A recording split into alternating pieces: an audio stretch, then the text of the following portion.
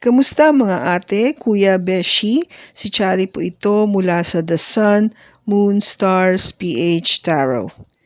Ipapaalam ko lang po na ito po ay isang general read o pangkahalatang pagbabasa at maaring hindi lahat ay magtugma sa inyong sitwasyon. I-check din nyo ang inyong Moon, Rising at Venus sign. Baka doon mas tumugma ang read para sa inyo. At kung ang mensahe ay tama sa inyo, paki-like lang po at mag-subscribe kung hindi pa ninyo ito ginagawa. Okay, mag-umpisa na po tayo. Hello po mga ate, kuya Beshis. Kamusta na po kayo? Andito ulit ako si Chari Paragmon. Another reading, and this is for the sign of Sagittarius, Sun, Moon, Rising, and Venus. And of course, welcome po yung mga cross-watchers ni Saji at yung mga bago po nating mga viewers. Tingnan po natin ngayon kung ano yung mensahe para sa iyo, Saji, at sa iyong person para sa buwan ng Marso.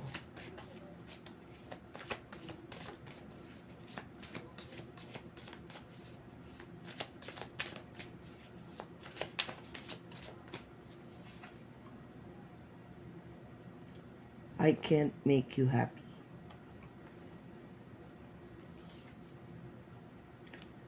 Painful memories.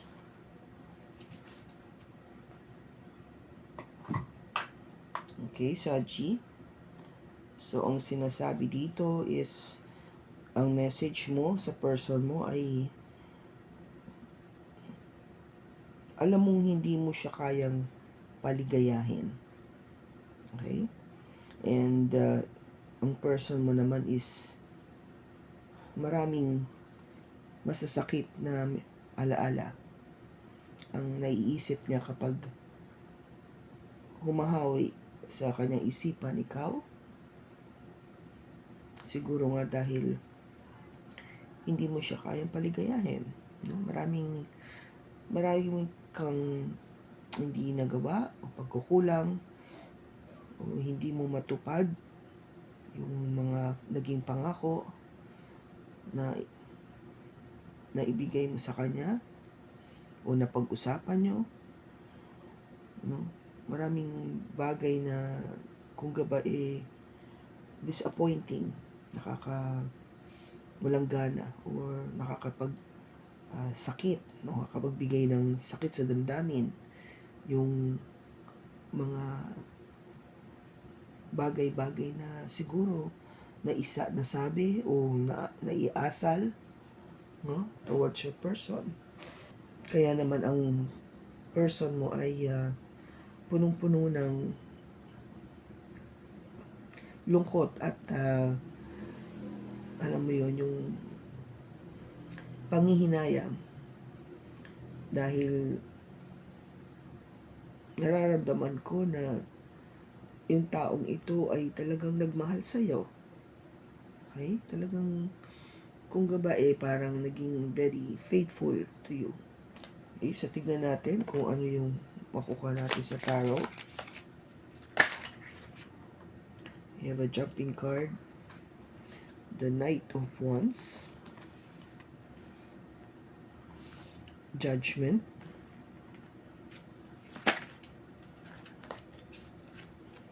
and we have the Eight of Wands. May dumikit na isa, the Ace of Pentacles. Okay. Ang bottom niya is the Seven of Pentacles. Ang person mo naman, we have the Chariot,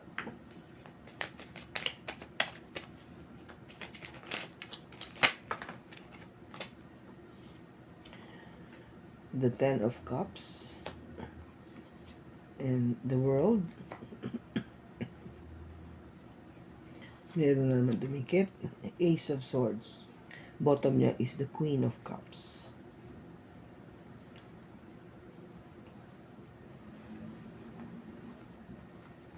Kasi natin para magkasya.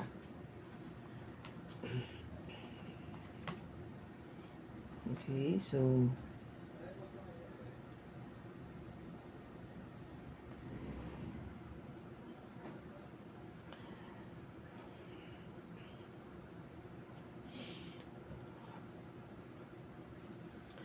Okay, Saji.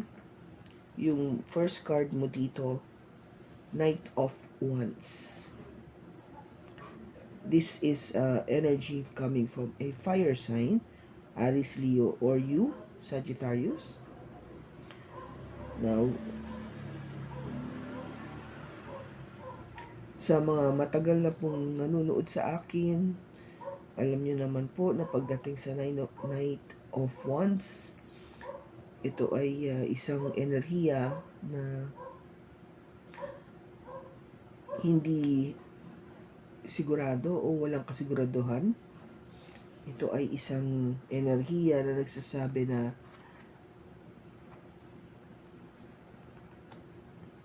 labas-pasok, labas-pasok. In other words, urong-sulong, urong-sulong. Kung gaba, hindi nga sigurado. No? Hindi siya sure. Yung isang araw oo, gustong-gusto niya o mahal na mahal niya. Pangalawa, pangatlong araw, magbabago isip, magpo-pull back, no? At dahil maiisip niya na hindi ako sigurado dito. And energy niya to, no? Ng fire sign, Saji, you being in a fire sign. And dahil dyan, I think you were given, no, yung judgment na energy na gumawa ng isang malaking desisyon, no, na talagang kung gaba finally make up your mind, no, ano na ba talaga, parang gustong tanongin sa'yo ni God o yun ng universe, ano na ba talaga, Saji? Kasi kawawa naman to isa. Kung hindi ka sigurado, then umalis ka na. O iwan mo na to. Alam mo yon, wag mong paasahin itong tao na to sa isang bagay na hindi mo kaya bigay. Kasi maraming masasaktan. Kaya ka siguro pinagbibigyan ka dito ng parang sinyales na ano ba? Ano bang plano mo? Ano gusto mong gawin? Itutuloy mo ba to? O hindi na? Kasi with the 8 of Wands, yun yung kailangan nating komunikasyon, no? Maging mabilis. No? Hindi yung kailan pa, kung gaba. Kailan mo pa gagawin to? Kailan pa yung pag-uusap na gagawin? Yun yung kailangan no? Makapag-usap. Masabi lahat ang nasa damdamin. Kasi para maliwanag, di ba? Kasi yung isang card pa dito is the Ace of Pentacles, no? Yung pag-uumpisa. Pagkakaroon ng pagkakataon na magkaroon ng bagong pag-uumpisa. Na something na very solid, no? Yung talagang tipong mahahawakan mo, na makikita mo.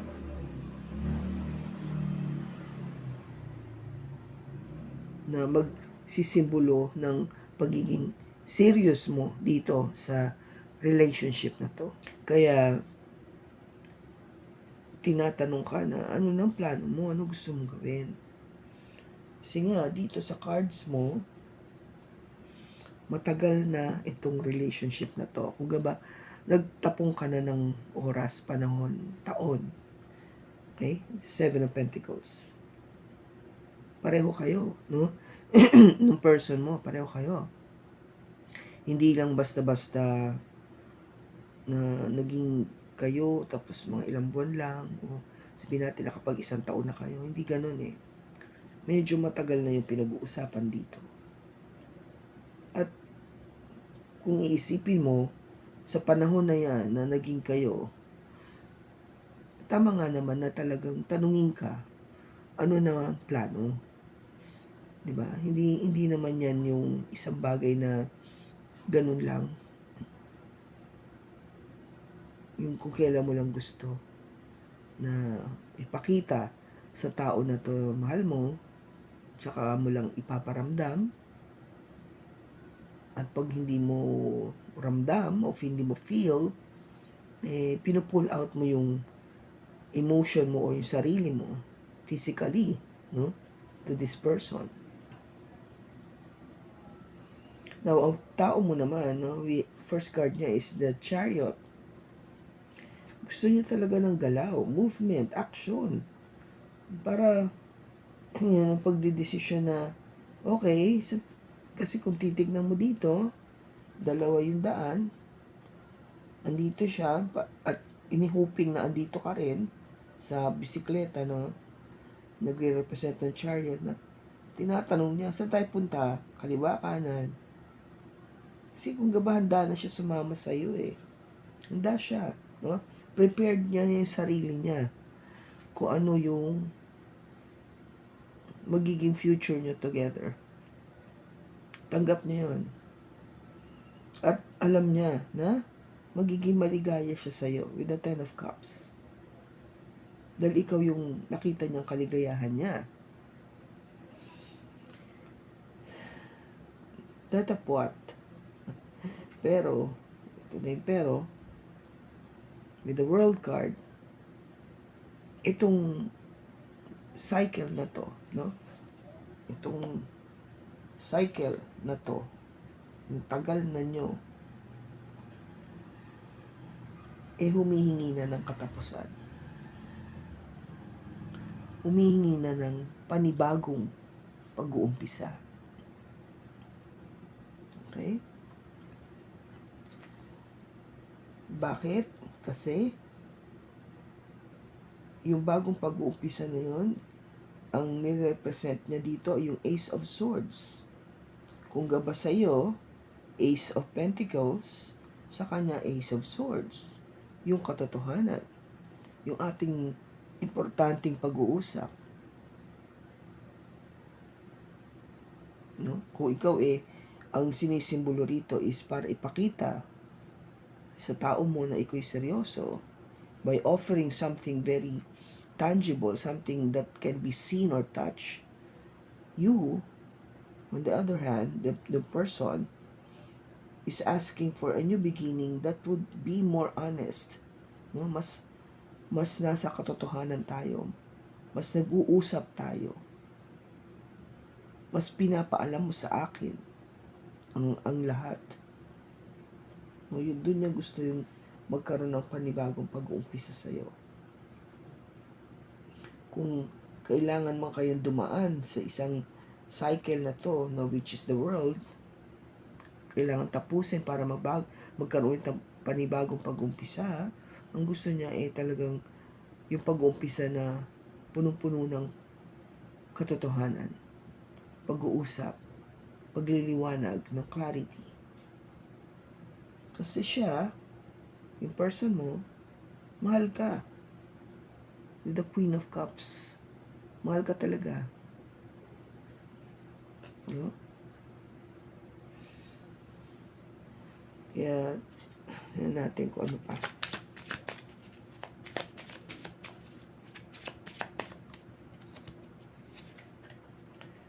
High Priestess. The Five of Cups. And the Two of Cups.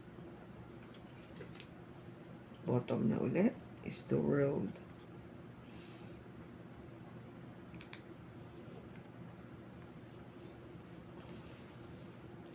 Yung person mo,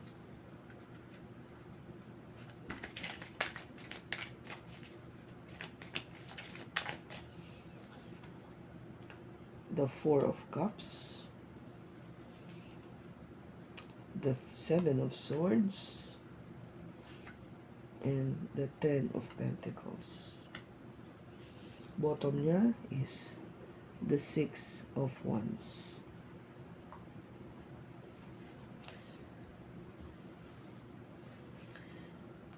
Dito, Saji, sinasabi sa'yo, kung ikaw ay nahihirapang mag-isip, makapag-decide kung anong gagawin, gamitin mo yung intuition. Meron ka nito, lalaki man o babae. Ang ano lang is, paniwalaan mo kung anong sinasabi nito. Kasi minsan, hindi mo pinaniniwalaan. o hindi mo siya binibigyan ng pansin o halaga. No? Kung ba parang alam mo na alam mo yung sagot. Kung ba kinukutuban ka na no? You know that there is something inside of you that is telling you to do this or do that or don't do that. No? But you keep ignoring, ini-ignore mo, hindi mo pinapansin. That's why I'm telling you to listen to your intuition. Bakit? Kasi with the 5 of Cups, parang walang regret.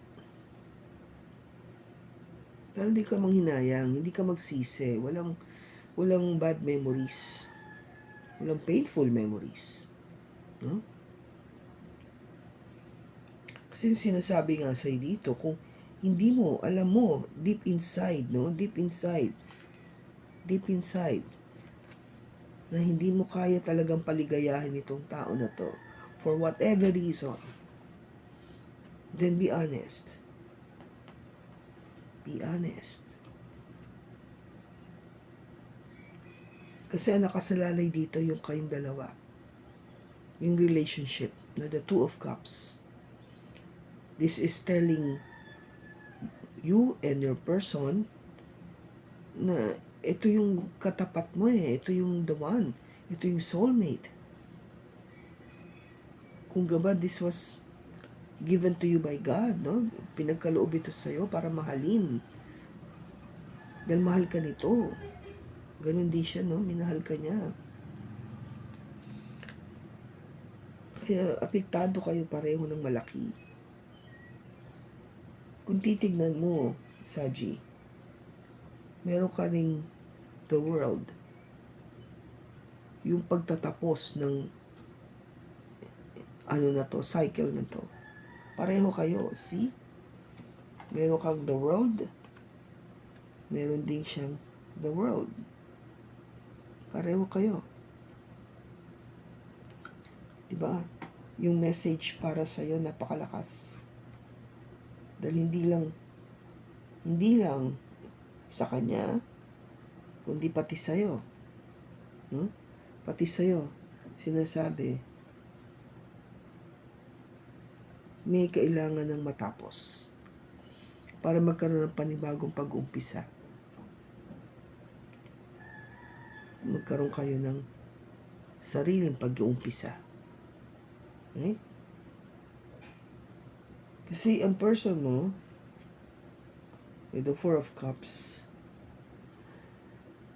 pakawari niya yung pagmamahal na binibigay niya sa'yo ay hindi mo binibigyan ng importansya, hindi mo pinapansin.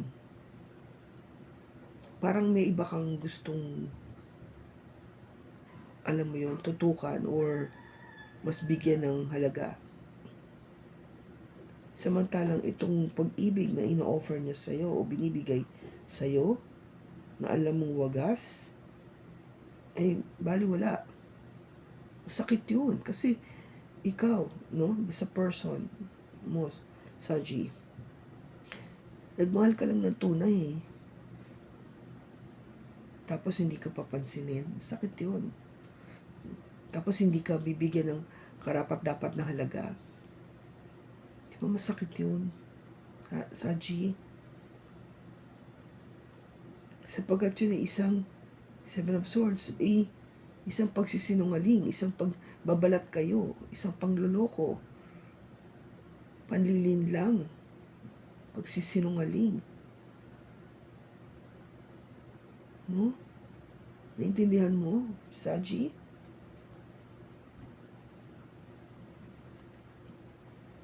Ang minimithi lang naman niya ng person mo ay to be with you for the rest of his or her life with the Ten of Pentacles. To have it all with you.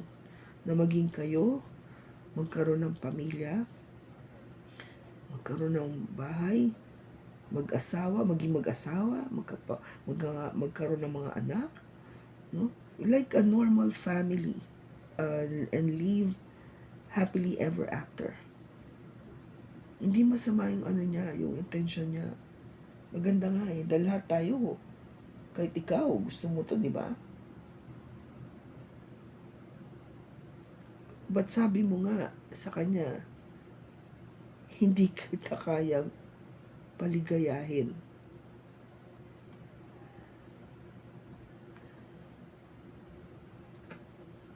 Yung person mo wanted only success with you. Gusto niya maging matagumpay yung relationship na to sa'yo. Yun lang, kung meron man siyang pagkakamali, minahal ka niya ng sobra. Alam ko kadramahan yan, pero sa nakikita ko sa cards, yun yung sinasabi niya sa akin dito. At nararamdaman ko yung ganong sakit na naramdaman niya.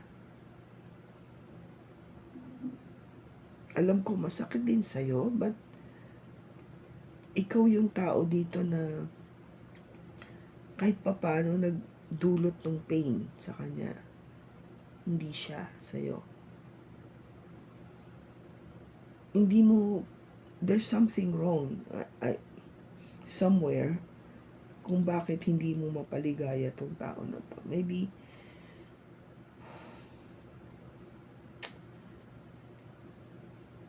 hindi siya yung the one, but I couldn't say because andito sa'yo yung Two of Cups. Kung gaba parang pinagkaloob na nga sa'yo yung the one, but still you're not happy, you're not contented, you're still finding ways na ito, yung energy ng na hindi sigurado. Diba? As if meron ka pang hinahanap. Meron ka pang gustong makamit, meron ka pang gustong gawin, o baka hindi talaga siya yung taong magpo-fulfill sa'yo.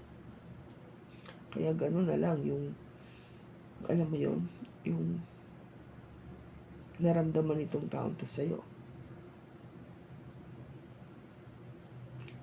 Kung ano man yun, no, Saji. Siyempre, ang advice natin is to let the person know. Okay? So, tingnan natin kung ano yung magiging advice o outcome.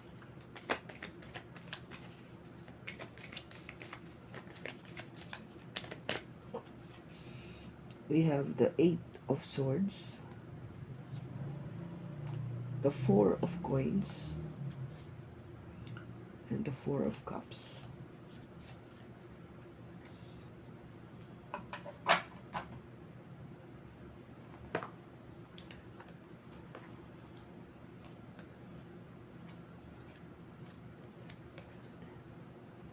Sinasabi mo dito, pakiramdam mo parang nakagapos ka, you're being trapped, no? Parang hindi ka makagalaw, hindi ka makahinga. Yun ang pakiramdam mo. Pero kung titingnan mo, hindi naman talaga. Sapagkat ikaw ay mayroong choice, no? You're given the choice na kung talaga bang gusto mo rito, pwede ka umalis. Kung gusto mo pala dito, pwede ka magstay. Kung ayaw mo, pwede kang umalis. But with the 4 of Coins, siguro nga dahil matagal na kayo nito, person na to, parang naobliga ka na magstay. Naobliga ka magstay. Or to hold on to this relationship. Pero sa totoo, wala ka ng interest. You're not interested dito sa tao na to. Parang nire-regret mo na bakit naging kayo. Bakit mo ba pinatulan? Yung tipong ganon. 4 of Cups. Pareho, 4 of Cups. Kung gaba tama yung nararamdaman ng person mo sa'yo, meron kang pakiramdam na, o nararamdaman ng person mo na talagang baliwala siya. At ikaw din, nire-regret mo na naging kayo. As if talagang ayaw mo na siyang pansinin. No, deep inside, there's no love anymore. Kahit alam mong, with the Two of Cups, pinagkaloob ito sa'yo, the one, but still, you're not there. You're not there sa relationship na yun. Kung wala sa puso mo yung itong tao na to, siguro nga andun siya, pero kahit pa paano andun, no? Not totally wala, but may nawala something lost, something na meron ka na realize that this person is not the one for you. No, ganun yung nararamdaman ko dito Kaya siguro nga nasabi mo na hindi mo kaya siyang paligayahin. No?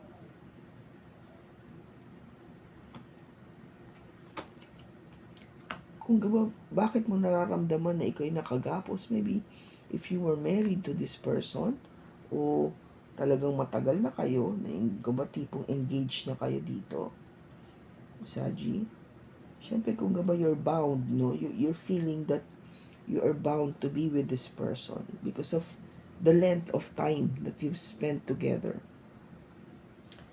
Pero yung question nga is yung happiness, no, yung continuity, yung pagtutuloy-tuloy.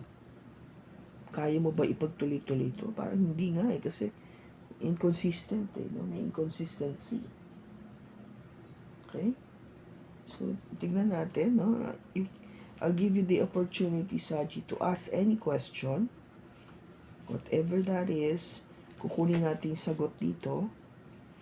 So, isip ka lang. I will get one card and I will let you know kung ano yung sagot. Okay? Habang sinashuffle ko to.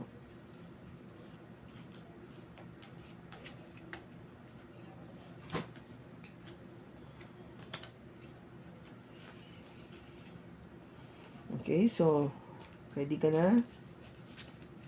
Ito yung sagot. You're going in the right direction. Okay? So, Saji, you're going in the right direction.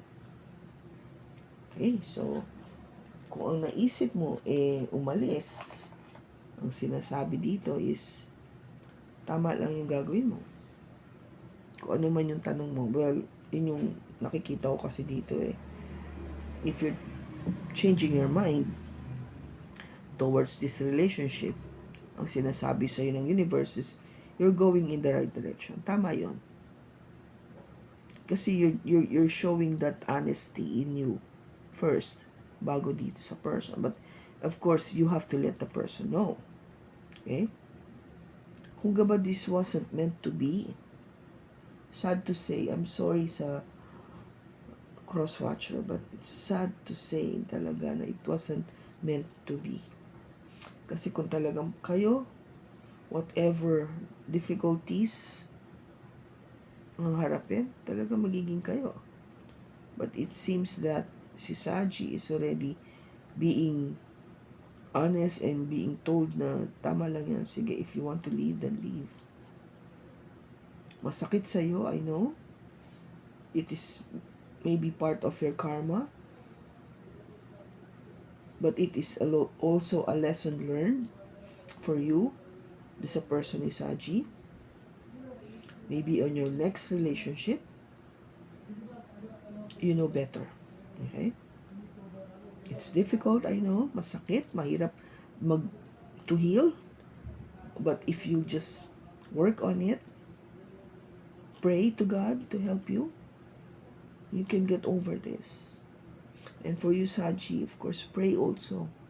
Dasal ka sa Diyos na tulungan ka, na ipakita sa'yo yung talagang gusto mo. Kung saan ka talagang liligay at mabibigyan mo rin ng kaligayahan yung person na yun. To show you the right direction. Kasi ito na yun maybe you're being moved to that right direction. Okay, so tignan natin kung any messages pa.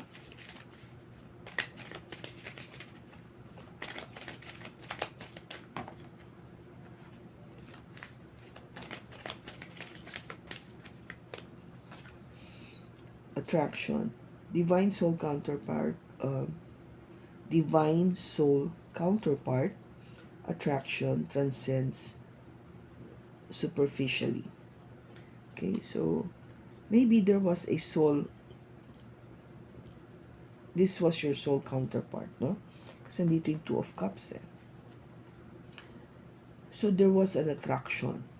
Na-attract ka talaga dito sa tao kasi you felt that may connection kayong dalawa kahit papaano, because andito nga yung Two of Cups ang sinasabi ko. Synchronicity. A divine soul counterpart relationship is blessed with amazing moment of synchronicity. So, if there wasn't, no, kung walang synchronicity, yung relationship nyo, hindi mag-work out talaga yung connection na to. Kung meron man before, then it was really meant to be. But sa nangyayari nga ngayon, parang hindi synchronize, hindi kayo nag-uugma, hangga ba? Oo, na-attract siya sa'yo kasi siguro nga yung naramdaman niya na meron kayong connection in your soul, no? Kasi nga andito yung Two of Cups. Andito yung Two of Cups. That is a soul connection. But here, ang sinasabi nga is yung relationship, magiging blessed siya kung yung mga pagkakataon na talagang nag-uugma kayong dalawa. But parang hindi kasi there are so many painful memories. Parang hindi nga nag-uugma. Maybe that's why, in other words, hindi kayo compatible. Okay? Walang synchronicity. Hindi kayo ugma sa isa't isa. Kasi syempre, you have to remember, mga soulmates natin, hindi lang naman ito yung the one, no? Ibig sabihin, nagiging soulmate natin to for a reason. Meron siyang dapat ituro sa'yo. At ganun din, ikaw sa kanya. Okay? Kaya nagkita kayo, nagsama kayo, nagkainlaban kayo kasi nga meron kayong dapat gawin sa isa't isa na kailangan matupad. And then you have to move on. Okay? Kung kanina mang saji ito na nakuha natin yung energy, I hope na nakatulong ako sa iyo. Maraming salamat sa pagsama mo sa akin sa pagbasa na to. Sa susunod po muli, ingat ka and God bless.